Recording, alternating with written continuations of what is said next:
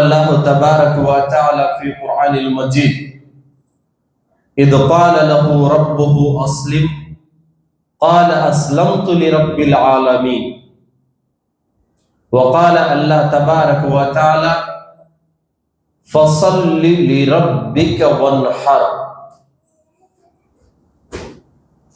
اللهم صل على محمد وعلى آل محمد كما صليت على إبراهيم وعلى آل إبراهيم إنك حميد مجيد اللهم بارك على محمد وعلى آل محمد كما باركت على إبراهيم وعلى آل إبراهيم إنك حميد مجيد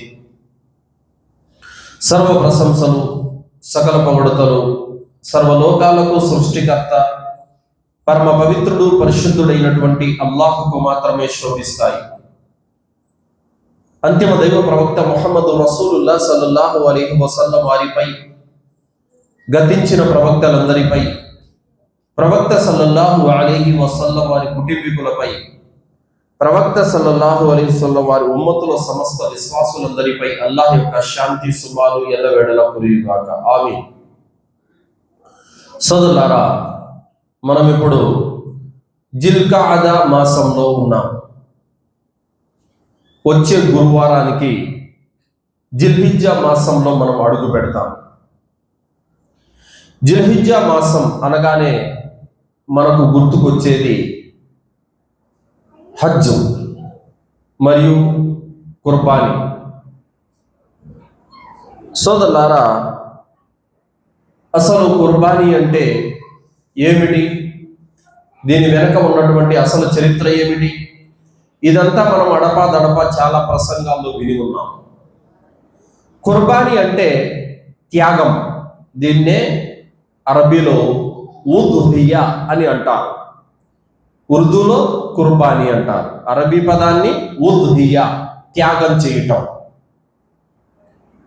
సోదరులారా, ఇబ్రాహీం అలైహిస్సలాం కుటుంబం అంతా త్యాగము తప్ప ఇంకేమి కనబడదు. త్యాగంతో కూడుకున్నవే కనిపిస్తాయి మనకు అడుగడుగున. ఇబ్రాహీం అలైహిస్సలాం వారికి లేక కలిగినటువంటి ఒక సంతానం ఇస్మాయిల్ అలైహిస్సలాం వారు. అల్లాహ్ సుబ్హానహు వ తఆలా కలలో ఇబ్రాహీం అలైహిస్సలాం వారికి కల చూపించాడు. ఇస్మాయిల్ అలైహిస్సలాం వారిని జిబాహ్ చేస్తున్నాడు. ఇబ్రాహీం అలైహిస్సలాం వారు మక్కాకు వెళ్ళి, బాబు చంటి, నిన్ను కలలో జిబాహ్ చేస్తున్నట్టు నేను చూశాను అని చెప్పగానే, మీరు దేన్నైతే చూశారో దాన్ని నిజం చెయ్యండి, అల్లా ఆజ్ఞను నెరవేర్చండి అని కుమారుడు బదులిచ్చాడు. లేక పుట్టినటువంటి కుమారుణ్ణి అల్లాహ్ మార్గంలో త్యాగం చేయడం అనేది ఇది మామూలు త్యాగం కాదు. అలాగని చెప్పేసి ఇస్మాయిల్ అలైహిస్సలాం వారి యొక్క తల్లి హాజరా అలైహిస్సలాం, ఈమె కూడా నా కొడుకును బలిస్తావా అని చెప్పి అడ్డుకోను లేదు. ఆమెది కూడా మామూలు త్యాగం కాదు. అలాగే ఇస్మాయిల్ అలైహిస్సలాం వారు సైతం జిబాహ్ కొరకు సిద్ధపడిపోయారు. ఆయనది కూడా మామూలు త్యాగం కాదు. ఆయన కుటుంబీకులందరూ కూడా త్యాగధనులే. అయితే ఇబ్రాహీం అలైహిస్సలాం వారు తన కుమారుణ్ణి ఒక పర్వతం మీదకి తీసుకువెళ్ళి జిబాహ్ చేయడానికి సిద్ధపడ్డారు. కొడుకును అమాంతంగా కౌగిలించుకొని నుదుటిన ముద్దాడారు. ఇస్మాయిల్ అలైహిస్సలాం వారు అంటున్నారు, నాన్న, నా యొక్క కాళ్ళు చేతులు మీరు కట్టివేయండి, ఎందుకంటే నేను తణుకులాడటం చూసి, విలవిల్లాడటం చూసి మీరు బహుశా అల్లాహ్ యొక్క ఆజ్ఞను మీరు ఏమైనా పక్కన పెడతారేమో, నా ముఖం చూడకండి, నా కాళ్ళు చేతులు కట్టేసి నా గొంతు కొయ్యండి అని చెప్పారు. ఇబ్రాహీం అలైహిస్సలాం వారు కత్తి పదును పెట్టారు. పదును పెట్టి గొంతు మీద కోస్తున్నారు, అది తెగడం లేదు. ఇబ్రాహీం అలైహిస్సలాం వారు అల్లాహ్తో తౌబా చేస్తున్నారు. అల్లా, నా కొడుకుపై ఉన్నటువంటి ప్రేమతో నేను బహుశా ఏమైనా దీంట్లో వెనకాడుతున్నానా, ఎందుకు తెగడం లేదని చెప్పేసి మళ్ళీ కత్తి వేటు వేస్తున్నాను, తెగడం లేదు. ఇబ్రాహీం అలైహిస్సలాం వారు లోపల పశ్చాత్తాపం మొదలైపోయింది. ఏమిటి, నేనేమైనా తప్పు చేస్తున్నానా?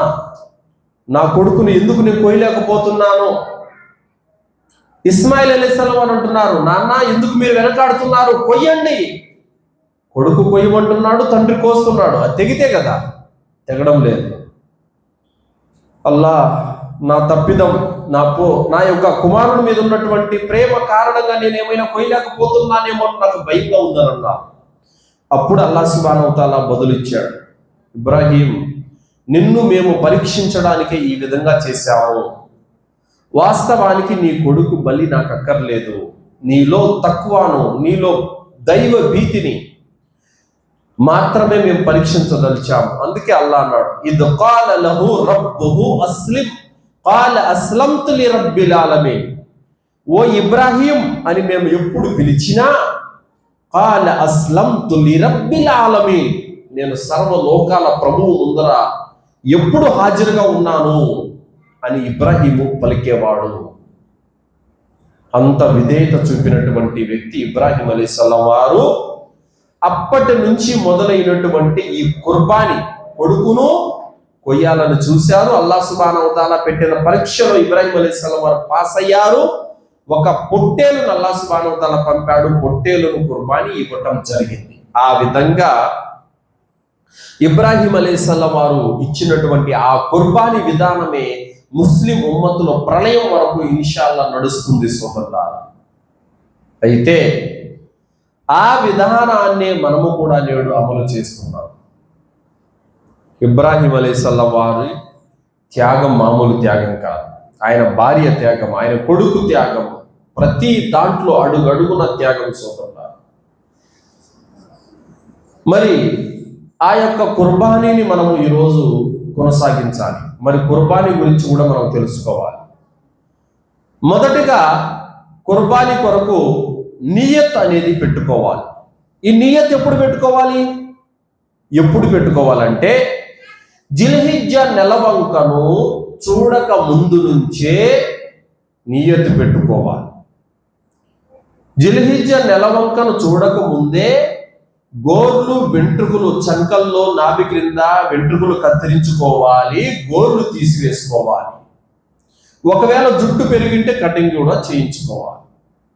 జిల్హిజ్జా నెలవంకను చూసిన తర్వాత యౌమున్ నహర్ వరకు, అంటే 10 రోజుల వరకు గోర్లు తీయకూడదు, నాభి కింద చంకల్లో వెంట్రుకలు తీసుకోకూడదు, కటింగ్ గట్రా చేయించుకోకూడదు. నియతు పెట్టుకోవాలి. ఎవరైతే కుర్బానీ ఇస్తున్నారో వారు ఈ విధంగా. అయితే మరొక హదీసులో ఉంది, ఎవరైతే కుర్బానీ ఇచ్చే స్తోమత స్థితి లేదో అలాంటి వారు కూడా గోర్లు, వెంట్రుకలు పెంచుకొని యౌము నహర్ రోజున కనుక పండగ నమాజ్ అయిపోయిన తర్వాత వాళ్ళు గోర్లు, వెంట్రుకలు తీసేసి తొలగించుకుంటే వారికి కూడా కుర్బానీ ఇచ్చినంత పుణ్యం లభిస్తుందని మరొక హదీసులో ఉంది. కావున జిల్హిజ్జా నెలవంకను చూడక మునిపే ఇవన్నీ తమ శరీరం నుండి తొలగించుకోవాలి. దాని తర్వాత 10 రోజుల వరకు ఇవి కట్ చేయటం అనేది జరగకూడదు.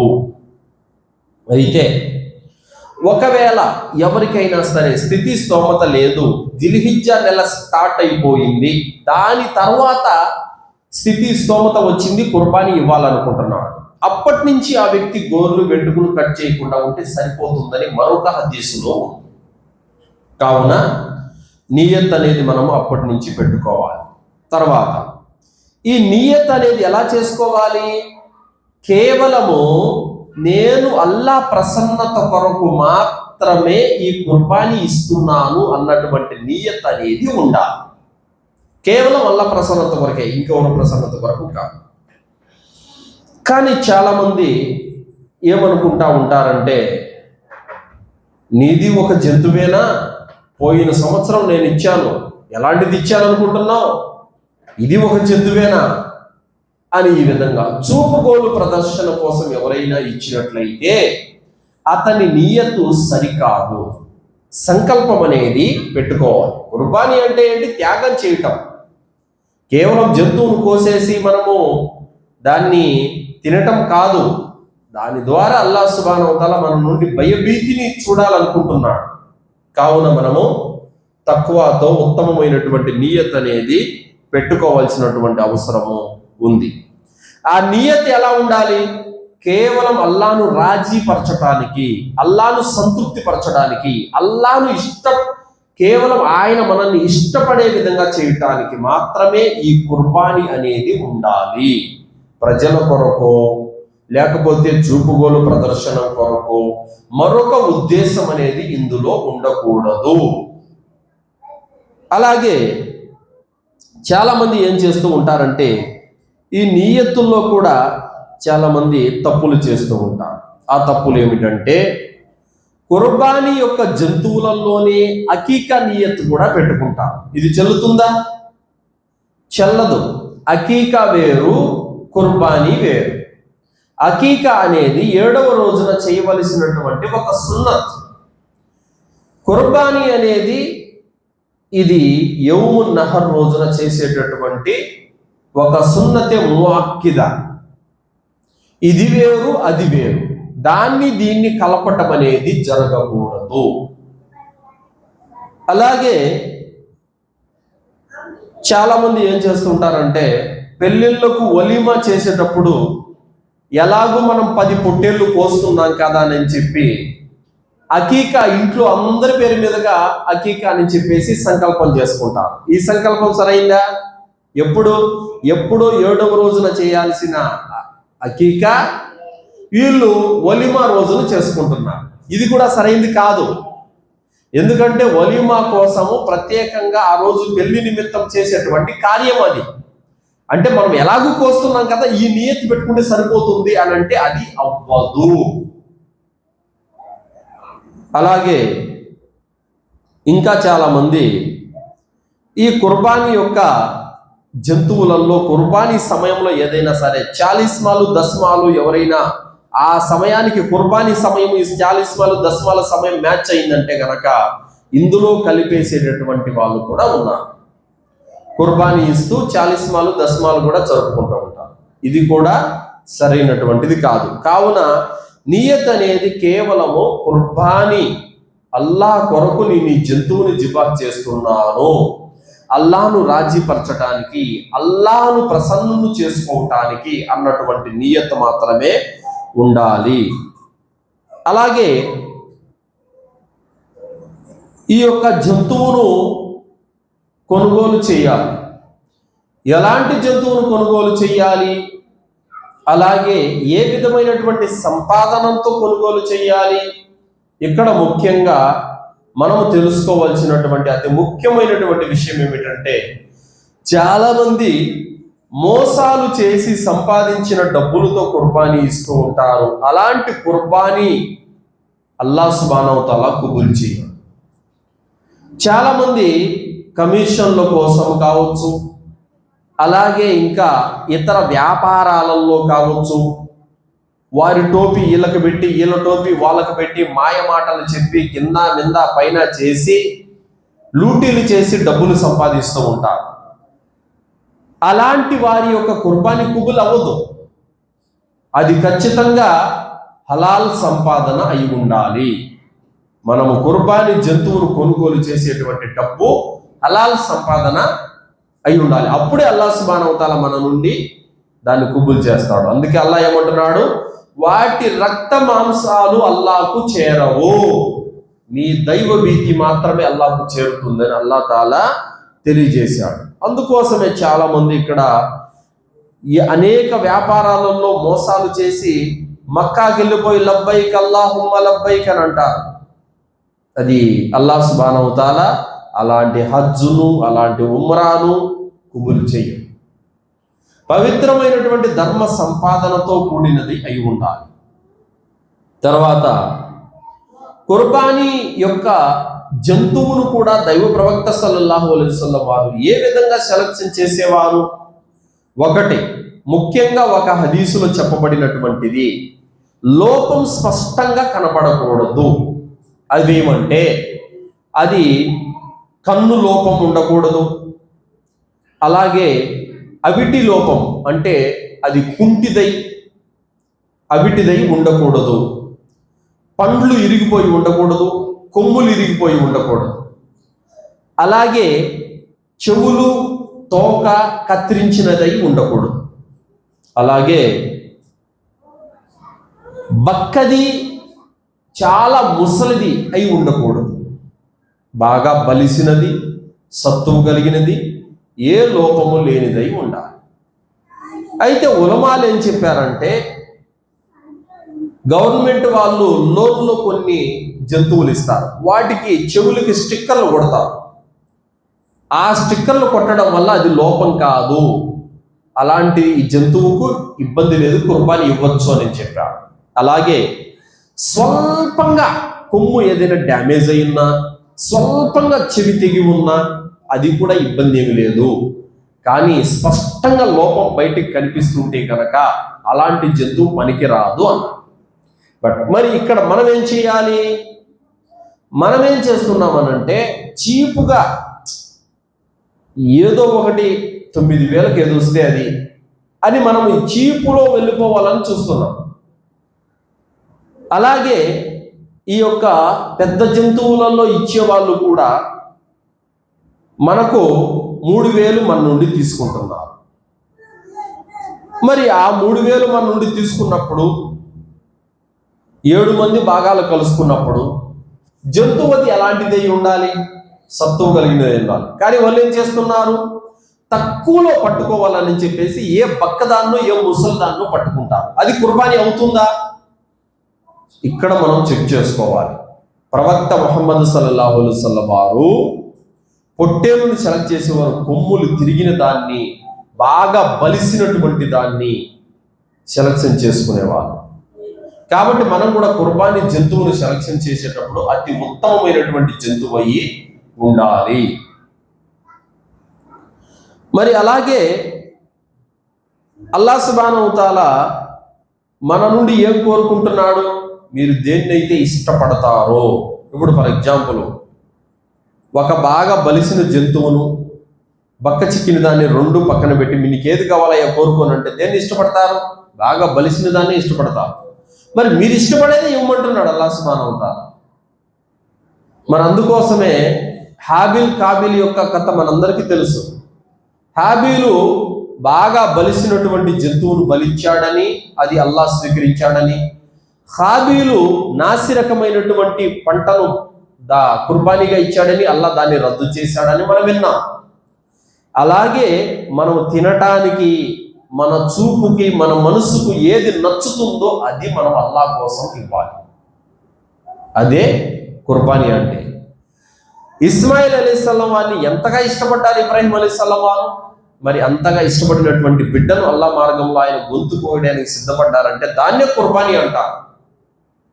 కానీ ఈరోజు మనం చూస్తున్నాం, రియల్ ఎస్టేట్ వ్యాపారాలు చేసేవాళ్ళు, బంగారు షాపులు కలిగినటువంటి వాళ్ళు, ఇంకా పెద్ద పెద్ద బిజినెస్లో ఉన్నటువంటి వాళ్ళు ఆవుల్లో భాగాలు ఇవ్వడానికి కారణం ఏంటంటే, పొట్టేలుకి 20,000 ఊరు పెడతారు. దేనికి వచ్చిన తంట?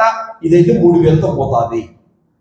వాస్తవానికి పెద్ద జంతువులో భాగము మీరు ఇవ్వాలి, ఇవ్వచ్చు, కాదనడం లేదు. కానీ మీ నియత్ ఏముంది? ఇక్కడ మీ నియత్ ఏముంది? పొట్టేలు కంటే ఎద్దు అయితే బాగుంటుంది అనే నియత్ మీకు ఇక్కడ లేదు. మీ నియత్ మారిపోయింది. ఏమైంటుంది మీ నియత్? పొట్టేలుకి 20,000. అమ్మో, ఇంత డబ్బులా? ఎందుకు వేస్ట్? ఒక్కరోజు తిని పడేసేదానికి 20,000 ఖర్చు పెట్టాలా? ఇదైతే 3,000 బెస్ట్. ఈ యొక్క నియత్ అనేది చాలా వినాశనకరమైనది. అల్లాహకు మనలోని ప్రతి ఒక్కరి స్థితి గతిని బాగా ఎరిగినవాడు అల్లాహ్ సుబ్హానహు వ తఆలా. మీరు పొట్టేలు ఇచ్చే స్తోమత మీలో ఉందా లేదా, మీకు భాగం ఇచ్చే స్తోమత ఉందా లేదా, అసలే కుర్బానీ ఇవ్వలేని స్తోమత ఉందా లేదా అనేది అల్లాహకు బాగా తెలుసు. కావున మనము ఇప్పుడు హోటల్లో కూడా ఏదైనా తినడానికి వెళ్తే దేన్ని ఎక్కువ ఇష్టపడతాం మనము? అదే మనం అల్లాహ్ కోసం ఇవ్వడానికి సిద్ధమవ్వాలి. కావున స్తోమత లేనివాడా పెద్ద జంతువులో భాగమే కాదు, అసలే ఇవ్వకపోయినా కూడా అల్లాహ్ సుబ్హానహు వ తఆలా ఆ వ్యక్తిని మన్నిస్తాడు, ఏమి ఇబ్బంది లేదు. కానీ స్తోమత పెట్టుకొని కూడా ఈ విధమైనటువంటి చెడు నియతుంది చూశారు, ఇది మాత్రం అల్లాహకు ఏమాత్రం కూడా ఇష్టం లేదు. అలాగే ఇక ఈ యొక్క జంతువులను మీరు వ్యాపారస్తులకు అప్పగించేసి మీరు మాత్రం తడిగుడ్డు వేసుకుని ఇంట్లో పడుకుంటే మీ బాధ్యత నెరవేరినట్టు కాదు. వాళ్ళు ఏం చేస్తారు, వాళ్ళ వ్యాపారం కోసం ఏ బక్కదాన్నో, ఏ పాడైపోయిందానో, ఏ కుంటిదాన్నో, ఏ గుడ్డిదాన్నో దేనో లోపాలు కప్పిపుచ్చి కోసేసి మనకైతే ఇస్తారు. పోనీ ఆ వ్యాపారాలు చేసే వాళ్ళు పక్క దీనిలో పర్ఫెక్ట్ అన్నానంటే కనుక ఎవరు కొద్ది మంది తప్ప చాలా మంది అందులో దీన్ని కూడా తెలియదు వాళ్ళకి. అసలు హలాల్ అంటే కూడా ఏంటో తెలియదు సరిగా వాళ్ళకి, అసలు ఎవరు కొద్ది మంది తప్ప.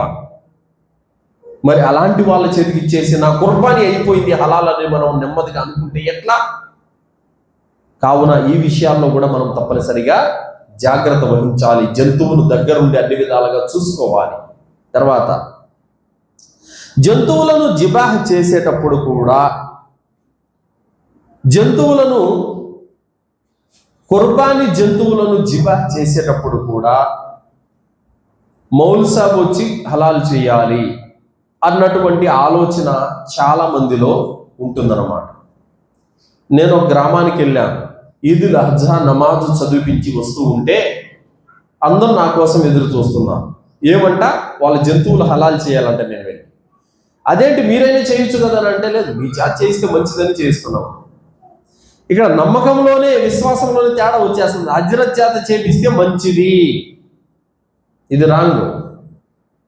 లా ఇలాహా ఇల్లల్లా ముహమ్మద్ రసూలుల్లాహ్ అని కలిమా పలికినటువంటి ఏ ముస్లిం పురుషుడు కానీ ముస్లిం స్త్రీ కానీ కుర్బానీ ఇవ్వవచ్చు.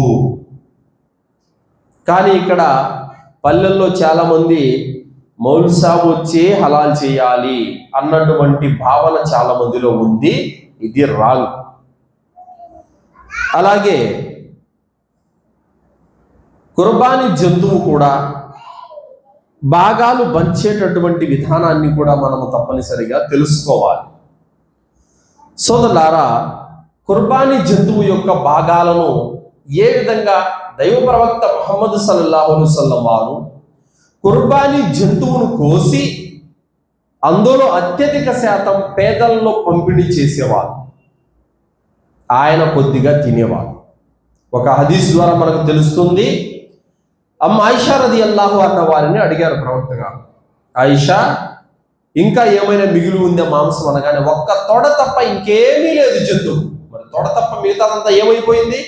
పేదలకు పంచేశారు ప్రవక్త గారు, పంచేశారు. కానీ ఈరోజు నిజమైనటువంటి పేదలకు కుర్బానీ మాంసం అందుతుందా అని అంటే అందడం లేదు. కుర్బానీ ఇచ్చిన వాళ్ళకే మళ్ళీ ఇచ్చుకుంటున్నారు. ఇది ఎలా ఉందనంటే, ఒకప్పుడు పెళ్లికి వెళ్ళేవాళ్ళు, పెళ్లికి వెళ్ళి చదివింపులు ఇచ్చేవాళ్ళు. వీళ్ళ పెళ్లికి వచ్చేటప్పుడు వాళ్ళు ఎంత చదివింపులు ఇచ్చారో అంతా వీళ్ళు చదివించేవాళ్ళు. ఈ కానుకలు ఇచ్చిపుచ్చుకోవడం, ఆ విధంగా ఆయన కుర్బానీ ఇచ్చాడు, నేను కుర్బానీ ఇచ్చాను, నా మాంసం ఆయనకి ఇచ్చాను, ఆయన మాంసం నాకు ఇచ్చాను. ఇది హక్కు నెరవేరినట్టు కాదు. ఇది హక్కు నెరవేరినట్టు కానే కాదు. కుర్బానీ ఎవరైతే ఇచ్చారో వాళ్ళకి కాదు ఇవ్వాల్సింది. ఎవరైతే కుర్బానీ ఇవ్వలేదో, ఎవరైతే కుర్బానీ ఇచ్చే స్తోమత లేదో అలాంటి వారికి కుర్బానీ మాంసం చెందాలే. కానీ ఇచ్చిన వాళ్ళకే ఇచ్చిపుచ్చుకోవడం అనేది ఇది సరైన విధానం కానే కాదు. నేను కుర్బానీ ఇచ్చాను, నువ్వు కుర్బానీ ఇచ్చావు, నేను తింటున్నా, నువ్వు తింటున్నావు, నీ మాంసం నాకు, నా మాంసం నీకు వెళ్ళిపోతే ఇక అందులో ప్రయోజనం ఏముంది? పేదలకు ఎక్కడ న్యాయం జరిగింది? సో కావున బంధువుల భాగం అని చెప్పేసి ఇక్కడ పొరపాటు చేస్తున్నారు. బంధువులలో కూడా పేదలను చూడాలి. ఆ బంధువుల్లో కూడా పేదలు లేకపోతే బయటే పేదలకు ఇచ్చేయాలి, ఏమి తప్పేమీ లేదు. కావున ఇక్కడ బంధువుల భాగమన్నా పేదల భాగమైనా కూడా ప్రవక్త సల్లల్లాహు అలైహి వసల్లం పేదలను వెతికి ఇచ్చేవాడు. సో కావున మనము కూడా ఆ యొక్క భాగాలను దాని యొక్క హక్కుదారులకు చేర్చాల్సినటువంటి అవసరం ఉంది. సోదరులారా, మనలోని చాలా మంది కుర్బానీ ఇచ్చే స్తోమత లేని వారు కూడా ఉన్నారు. ఆ కుర్బానీ ఎవరైతే ఇవ్వలేదో వారికి ఆ మాంసాన్ని చేరవేయాలి. అలాగే కుర్బానీ ఇచ్చేటటువంటి వాళ్ళు కూడా ఈరోజు కుర్బానీ మాంసంలో పంపిణీ చేయడంలో, కుర్బానీ మాంసం పంచడంలో చాలా మంది ముస్లింలు చేస్తున్నటువంటి తప్పు ఏమిటంటే, ఒక జంతువును కోస్తారు, 100 కవర్లు కడతారు. ఆ 100 కవర్లలో కేవలం ఓ 30-40 గ్రాములు ముక్క తప్ప ఇంకేమీ ఉండదు. వాళ్ళ ఉద్దేశం ఏంటి? మేము 100 మందికి పంచామన్నటువంటి పేరు. ఏమండి, ఆ ఒక్క ముక్కతో అతను కనీసం వంట వండుకోగలుగుతాడా? చాలా మంది అయ్యో ఈ ముక్క ఏం చేస్తామని చెప్పేసి పడేస్తారు. వృధా కాకూడదు. కనీసము ఒక పూట తమ కుటుంబంలో 4, 3, 5 మంది ఉంటారు. వాళ్ళు వండుకొని తినగలిగే మైనన్నా కనీసం 1/4 కిలో మైనన్నా ఇవ్వాలి. వీలుంటే 1/2 కిలో మైనన్నా ఇవ్వాలి. అలా కాకుండా చిన్న చిన్న ముక్కలు చేసి 100 కవర్లు 200 కవర్లు కట్టేసి మేము ఎక్కువ మందికి పనిచేసామన్నటువంటి మాటలు చెప్పుకుంటే ప్రయోజనం ఏముంది? మనం ఇచ్చేటటువంటి మాంసము ఒకరి కడుపుకి అది ఆహారంగా మారాలి, ఒకరి కుటుంబానికి ఉపయోగపడాలి. ఎటు కాకుండా దాన్ని చేసేస్తే చాలా మంది ఇదేం చేసుకుంటామని పడేస్తారు. కావున అలా చేయకూడదు. అలాగే ఈ కుర్బానీ మాంసంలో కూడా చాలా మందిలో స్వార్థం ఉంటుంది. అదేమిటంటే సోదరులారా, కుర్బానీ జంతువును కోసేసి చాలా మంది విలువైనటువంటి భాగాలను తమ ఇంట్లో ఉంచుకొని గుండెకాయ కానీ, నెరడు కానీ, మూలగ ఎముకలు కానీ, మంచి మంచి యొక్క ఆ యొక్క మాంస పదార్థాలన్నీ పక్కకు తీసుకొని కేవలము పొట్ట, ఆ బర్రెముకల మాంసము ఇదంతా వేసి దాన్ని పేదలకు పంచడం, విలువైనవన్నీ పనికొచ్చేవన్నీ మనం తీసుకోవడము, మామూలు మాంసం అంతా పేదలకు పంచడం. ఇది ఎలాంటిది అని అంటే అల్లాహ్ తాలా ఏమంటున్నాడు? లన్ తనాలుల్ బిర్ర హత్తా తుంఫికు మిమ్మా తుహిబ్బూన్. మీకు ప్రియమైన వస్తువుల నుండి తీసి మీరు అల్లాహ్ మార్గంలో ఖర్చు పెట్టనంత వరకు మీరు పుణ్యస్థాయికి చేరుకోలేరు అని అల్లాహ్ తాలా అన్నాడు. పుణ్యస్థాయికి అంటే విశ్వాస స్థాయికి మీరు చేరుకోలేరు అని అల్లాహ్ అంటున్నాడు. సో కావున మనం దేన్ని ఇష్టపడుతున్నాం? ఆ జంతువుల వేటిని మనం ఇష్టపడుతున్నాం? దాన్ని మనం పేదలకు పంచడానికి ప్రయత్నం చేయాలి. అంటే సమానంగా అంతా వాళ్లకు పంచినదే మనము తినాలి. మనం ఏదైతే తీసుకుంటున్నామో దాన్నే ఇతరులకు పంచాలి. అలా కాకుండా విలువైనవి పనికొచ్చేవి మనము తీసుకొని తక్కువ కేటగిరీలో ఉన్నవి ప్రజలకు పంచడం అనేది ఇది సరైనటువంటి విధానము కాదు సోదరులారా. అలాగే అల్లాహ్ మార్గంలో ఏ జంతువులనైతే మనము కుర్బానీ ఇస్తున్నామో ఆ కుర్బానీ జంతువులు రేపు అల్లాహ్ సుబ్హానహు వ తఆలా దగ్గర మన కొరకు సాక్ష్యంగా నిలబడతాయి. కుర్బానీ యొక్క జంతువు రక్తం ఏదైతే ఉందో అది నేల మీద పడగానే అల్లాహ్ వద్ద మన కుర్బానీ కుబులవుతుంది. మన నియ్యత్తు సరిగా ఉండి మన సంపాదన సక్రమంగా ఉంటే కనుక అది అల్లాహ్ సుబ్హానహు వ తఆలా దగ్గర దాని రక్తం నేల మీద పడగానే అది అల్లాహ్ దగ్గర కుబులవుతుంది. కావున సోదరులారా, ఈ కుర్బానీ అనేది చాలా విలువైనది. దైవ ప్రవక్త ముహమ్మద్ సల్లల్లాహు అలైహి వసల్లం వారు తెలియజేశారు, దాసుడు చేసేటటువంటి ఆరాధనలన్నింటికల్లా అతి ఉత్తమమైనటువంటి ఆరాధన ఏమిటంటే కుర్బానీ అని చెప్పారు. కుర్బానీ అనేది ఇబాదత్ అన్నింటికల్లా అతి ఉత్తమమైనటువంటి ఇబాదత్ ఈ కుర్బానీ అనేది. కావున కుర్బానీ మనము తప్పనిసరిగా ఇవ్వాలి. దైవ ప్రవక్త ముహమ్మద్ సల్లల్లాహు అలైహి వసల్లం వారు తెలియజేశారు, స్థితి స్తోమత ఉండి మీలో ఎవరైనా కుర్బానీ ఇవ్వకపోతే అలాంటి వారు మా ఈద్గాకు రావద్దు అని చెప్పారు. ఇది ఎంత పెద్ద మాట! స్థితి స్తోమత ఉండి కూడా కుర్బానీ ఇవ్వకపోతే మాతో పాటు ఈద్గాకు రావద్దు అని అంటే ఎంత పెద్ద మాట ఇది! ఈరోజు ముస్లిముల వద్ద మంగినీలు చేయడానికి డబ్బులు ఉంది, రసములు చేయడానికి డబ్బులు ఉంది, చాలిస్మాలు, దస్మాలు, పీర్ల పండగలు, ఉరుసులు, గంధాలు, ఈ దర్గాల కోసం వీటి కోసం ఖర్చు పెట్టడానికి అయితే డబ్బులు ఉంటుంది. అల్లాహ్ మార్గంలో కుర్బానీ ఇవ్వడానికి అయితే డబ్బులు ఉండదు వీళ్ళ దగ్గర. స్తోమత స్థితి ఉన్నా, స్తోమత లేకపోయినా, స్థితి లేకపోయినా కూడా వేటి కోసమైనా ఖర్చు పెట్టుకుంటారు. కుర్బానీ దగ్గరకు వచ్చేసరికి స్థితి గురించి, స్తోమత గురించి లెక్కలు కడుతూ ఉంటారు. మరి దీని గురించి సలఫ్ పండితులు ఏమంటున్నారు? మనం దీని గురించి తప్పనిసరిగా తెలుసుకోవాలి. ఇమాం ఇబ్నే తైమియా రహ్మతుల్లాహి గారు తెలియజేశారు, ఒక వ్యక్తి అప్పు తీసుకొని కుర్బానీ ఇవ్వవచ్చునా అని అడిగారు. దానికి ఇమాం ఇబ్న్ తైమియా రహ్మతుల్లాహి గారు ఏం తెలియజేశారంటే, కుర్బానీ అనేది ఫర్జు కాదు, ఇది సున్నతే ముఅక్కిదా.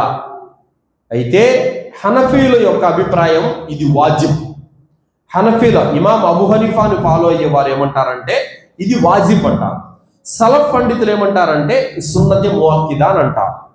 అయితే స్తోమత కలిగిన వారు మాత్రం కుర్బానీ ఇవ్వడం తప్పనిసరి. అయితే మరి అప్పు చేసి కుర్బానీ ఇవ్వడం గురించి ఏమంటారు అని అడిగితే, ఇమాం ఇబ్న్ తైమియా రహ్మతుల్లాహి గారు, బిన్ బాజ్ రహ్మతుల్లాహి గారు ఇచ్చినటువంటి సమాధానం ఏమిటంటే, అప్పు చేసి మరి కుర్బానీ ఇవ్వవలసినటువంటి అవసరము లేదు. అతని మీద అప్పు ఉంటే గనక ఇంకా అప్పు చేసి మరి అతను కుర్బానీ ఇవ్వాల్సిన అవసరం లేదు. అయితే ఒక వ్యక్తికి జీతం నెల మొదట్లో వస్తుంది, కానీ ప్రస్తుతానికి అతని దగ్గర డబ్బు లేదు, కానీ జీతం రాగానే వస్తుంది. అలాంటి వాడు అప్పు చేసి కుర్బానీ ఇవ్వాలి. ఎందుకు? అప్పు తీర్చుకునే స్తోమత ఉంది, ఇంకా రాబోయే రోజుల్లో అతనికి జీతం వస్తుంది కాబట్టి అలాంటి వాడు కుర్బానీ ఇవ్వాలి, అప్పు చేయవచ్చు. ఇంకా అప్పు చేయవచ్చు కుర్బానీ కొరకు ఎవరనంటే గనక, ఎవరైతే ఆ అప్పును మళ్ళీ వెంటనే తీర్చేయగలుగుతారో అలాంటి వారు కుర్బానీ ఇవ్వాలి, అప్పు చేసి కుర్బానీ ఇవ్వచ్చు. అయితే ఇప్పటికే అప్పు భారంతో నలిగిపోతూ ఉన్నవాడు ఇంకా అప్పు చేయడం అయితే గనక ఇది కరెక్ట్ కాదు, ఇలా చేయాల్సినటువంటి అవసరం లేదు. ఎందుకు ఈ మాట చెప్పారనంటే గనక, అబూ ఖతాదా రదియల్లాహు అన్హు వారు ఒక ఉల్లేఖనం. అదేమిటి? ప్రవక్త సల్లల్లాహు అలైహి వసల్లం వారి వద్దకి ఒక జనాజా వచ్చింది. జనాజా వస్తే ప్రవక్త సల్లల్లాహు అలైహి వసల్లం వారు ఏమన్నారు? ఇతని పైన అప్పు ఉందా అని అన్నారు. ఉంది అని అన్నారు. అలా అయితే నేను జనాజా చదివించను అని అన్నారు. జనాజా నేను చదివించను అన్నా.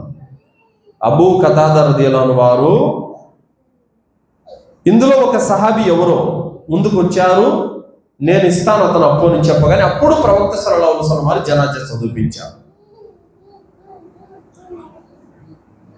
అప్పు అనేది అంత ఇంపార్టెంట్. ఎందుకు? షహీదుకైనా సరే అప్పు చెల్లించకపోతే గనక అతనికి స్వర్గం లేదని అన్నారు, క్షమించబడడని అన్నారు. అప్పు క్షమాపణ లేదు. అన్ని అల్లాహ్ సుబ్హానహు వ తఆలా షహీదు రణరంగంలో అతని రక్తపు బొట్టు కింద పడగానే అన్ని పాపాలు క్షమించబడతాయి, అప్పు మాత్రం రద్దు కాదు, క్షమాపణ లేదు దానికి. సో కావున అంత బలమైనది. అందుకోసమే అప్పు ఉంటే మళ్ళీ అప్పు చేసి కుర్బానీ ఇవ్వాల్సినటువంటి అవసరం లేదు. అల్లాహ్ సుబ్హానహు వ తఆలా ఇస్లాం ధర్మాన్ని అంత కఠినం చేయలేదు. స్తోమత స్థితి ఉన్నవాడే కుర్బానీ ఇవ్వాలి. కొద్ది రోజులకు డబ్బులు వస్తుంది, ఆ డబ్బులు రాగానే మళ్ళీ నేను తిరిగి ఇచ్చేస్తాను అన్నవాడు అప్పు చేసి కుర్బానీ ఇవ్వచ్చు. అంతే తప్ప అప్పులో నలిగిపోతూ ఉంటే మళ్ళీ పైగా అప్పు చేసి కుర్బానీ ఇవ్వాల్సినటువంటి అవసరము లేదు సోదరులారా. అలాగే చివరి మాట ఏమిటంటే, కొంతమంది కుర్బానీని దర్గాల వద్ద చేస్తూ ఉంటారు. ముఖ్యంగా రాజంపేట, నందలూరు, ఒంటిమిట్ట పరిసర ప్రాంతాలలో బాగా ఫేమస్ అయినటువంటి దర్గా ఒకటి ఉంది, అదే మౌలా తట్. ఈ మౌలా తట్ దగ్గర చాలా మంది జంతువులు తీసుకెళ్ళి అక్కడ జిబా చేస్తూ ఉంటారు. చేసి అక్కడే భోజనాలు వండుకొని వంట వార్పు చేసుకొని బంధుమిత్రులందరూ వెళ్ళిపోయి అక్కడే తినేసి వస్తూ ఉంటారు. ఇది షిర్కు. కుర్బానీ అనేది, జంతు బలి అనేది ఎవరి కోసం? ఖుల్ ఇన్నస్సలా వ నుస్కి వ మహయాయ వ మమాతి లిల్లాహి రబ్బిల్ ఆలమీన్. మా జీవితం, మా మరణం, మా నమాజ్, మా కుర్బానీ అన్ని సర్వలోకాల ప్రభు అయిన అల్లాహ్ కొరకు మాత్రమే, ఇంకెవరి కొరకు కాదు. కావున కుర్బానీ అనేది ఫసల్లి లిరబ్బిక వన్హార్, నమాజ్ అల్లాహ్ కొరకే, కుర్బానీ కూడా అల్లాహ్ కొరకే. సో కావున నమాజు కుర్బానీ అనేది అల్లా కోసమే చేయాలి. బాబాల కొరకు, ఔలియాల కొరకు, దర్గాల వద్ద, సమాధుల వద్ద మీరు నమాజ్ చేసినా, కుర్బానీ ఇచ్చినా, జంతు బలులు సమర్పించినా అది షిర్కే. అలాంటి వారు ఒక జంతువును కాదు 1,00,000 జంతువులను దర్గాల దగ్గర బలిచ్చినా కూడా పావల పుణ్యం కూడా వాళ్ళకి రాదు. కావున ఇక్కడ ఈ మౌలా తట్టు దగ్గరికి వెళ్ళిపోయి ఎవరైతే అక్కడ కుర్బానీ ఇస్తున్నారో వాళ్ళ కుర్బానీ అవ్వదు. ఎవరైతే జంతు బలి ఇస్తున్నారో వాళ్లకు ఎలాంటి పుణ్యము రాదు. కావున చాలా మంది అక్కడికి వెళ్ళిపోయి జంతు బలులు సమర్పిస్తూ ఉంటారు, అన్నదానాలు చేస్తూ ఉంటారు. అన్నదానం మంచిదే, పుణ్యకార్యమే. కానీ మీరు ఎక్కడ చేస్తున్నారు? ఎక్కడైతే అల్లాహ్ సుబ్హానహు వ తఆలా వెళ్ళొద్దని నిషేధించాడో అక్కడికి వెళ్ళి మీరు అన్నదానాలు చేస్తున్నారు. ఏమీ లాభం లేదు. ఎంత వేల మంది ప్రజలకు మీరు అన్నదానం చేసినా కూడా అలాంటి చోటుకి వెళ్ళి చేస్తే లాభము లేదు. కావున ఇక్కడ రాజంపేట, ఒంటిమిట్ట, నందలూరు పరిసర ప్రాంతాలలో ఉన్నటువంటి ముస్లిములు ఈ మౌలా తట్టుకి వెళ్ళడం మానుకోవాలి. అక్కడికి వెళ్ళిపోయి దువాలు చేయడం, సజ్దాలు చేయడం, కుర్బానీలు ఇవ్వడం, జంతు బలి సమర్పించడము, తాయెత్తులు దారాలు కట్టుకోవడము, ముజావరణకు ముడుపులు చెల్లించడము, కానుకలు ఇవ్వడము, ఇవన్నీ కూడా షిర్కుతో కూడుకున్నటువంటి, బిద్అత్తో కూడుకున్నటువంటి కార్యక్రమాలు. ఇలాంటి వాటికి ఏ ముస్లిముడు కూడా పాల్పడకూడదు. అలాగే సోదరులారా, ఈ యొక్క కుర్బానీకి సంబంధించినటువంటి అనేక విషయాలు ఇంకా చాలా ఉన్నాయి. కావున మనము ముఖ్యంగా తెలుసుకోవాల్సినటువంటి విషయం ఏంటంటే, జిల్హిజ్జా మాసం యొక్క 10 రోజులు చాలా ఘనత కలిగినటువంటి రోజు.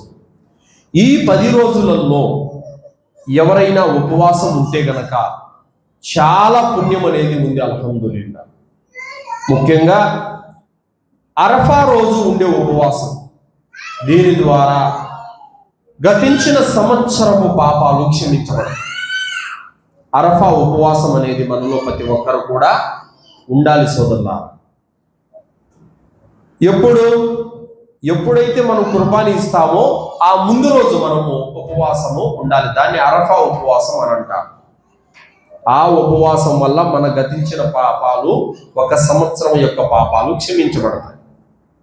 ఈ జిల్హిజ్జా మాసం అనేది చాలా పవిత్రమైనటువంటి మాసం. ఈ మాసంలో మీకు మీరుగా అన్యాయం చేసుకోకండి అని అల్లాహ్ సుబ్హానహు వ తఆలా చెప్పాడు. అల్లాహ్ సుబ్హానహు వ తఆలా నిషేధించినటువంటి అతి పవిత్రమైనటువంటి మాసాలలో 4 మాసాలు జిల్కాదా, జిల్హిజ్జా, ముహర్రం, రజబ్. ఈ జిల్హిజ్జా మాసం అనేది అతి పవిత్రమైనటువంటి మాసం. ఈ మాసంలో తప్పులకు, పాపాలకు పాల్పడడం అనేది ఎలాంటిదంటే, బయట ఉండి అబద్ధం చెప్పడం వేరు, మస్జిద్లోకి వచ్చి అబద్ధం చెప్పడం వేరు. స్థాయి, తీవ్రత పెరిగిపోతుంది.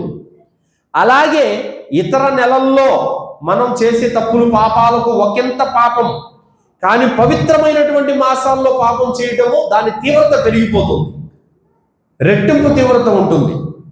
పుణ్యం కూడా అంతే. ఇతర మాసాలలో చేసే కార్యాల కంటే జిల్హిజ్జా మాసంలో చేసే కార్యాల్లో చాలా ఘనత కలిగినవి అల్లాహ్ దగ్గర అని చెప్పడం జరిగింది. అతి పవిత్రమైనటువంటి 10 రోజులు. కావున ఈ పవిత్రమైనటువంటి మాసాలలో మనకు అన్యాయం చేసుకోవడం అంటే, ఆ మాటకు అర్థం ఏంటంటే, ఎవడైతే ఈ జిల్హిజ్జా మాసంలో పాపానికి పాల్పడతాడో వాడు తనకు తాను అన్యాయం చేసుకున్నట్టే, తనకు తాను అతను ద్రోహం చేసుకున్నట్టే, తనను తాను పరలోకంలో అతను వినాశనానికి గురి చేసుకున్నట్టే. కావున ఇలాంటి వాటికి మనము పాల్పడకుండా జాగ్రత్తగా ఉండాలి. తర్వాత ఈ కుర్బానీ జంతువులో కూడా చాలా మంది, ఇది పోయిన సంవత్సరం ఒక సోదరునికి ఎదురైంది ఈ సంఘటన. పాపం అతను 16,000 పెట్టి పొట్టేలు కొన్నాడు, చాలా బలమైన పొట్టేలు కొన్నాడు. కానీ అది ఏమైందనంటే చనిపోయింది, జబ్బుకు గురి. అతనేంటి అప్పుడు బాధపడిపోయాడు. అతను మాంసం అయితే తినలేకపోయాడు, కానీ అతని నియత్ ప్రకారం అతను కుర్బానీ అయిపోయింది.